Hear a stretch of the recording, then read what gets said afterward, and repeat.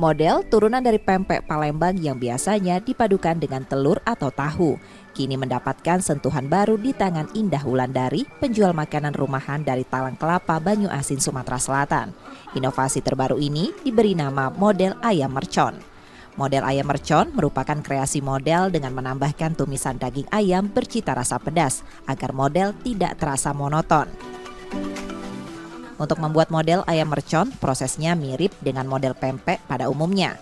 Ikan kakap giling dicampur dengan bawang putih halus, telur, kaldu, dan air.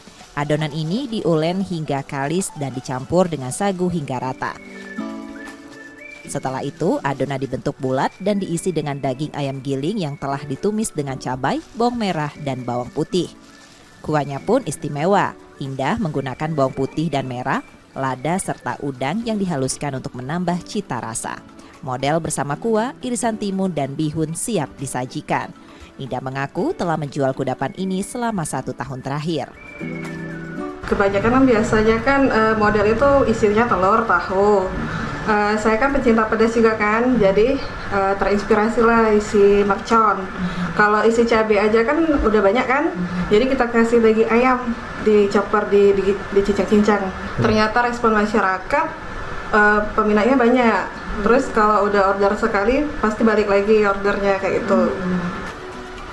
Model ayam mercon yang memiliki cita rasa pedas dan gurih dari kuah kaldu udang membuatnya semakin diminati pembeli. Rasanya enak ya, apalagi ditambah ada daging. Kalau biasa kan model mercon itu di mana-mana isinya hanya cabai. Enak sih untuk inovasi baru ini. Worth it untuk harga 10.000 karena ini kan isinya daging ayam. Sudah sering, hampir tiap hari beli. Satu porsi model ayam mercon dibanderol Rp10.000 dan bisa dipesan secara online atau datang langsung. Reski Oktora, Muklas Diferensial, Kompas TV, Banyuasin, Sumatera Selatan.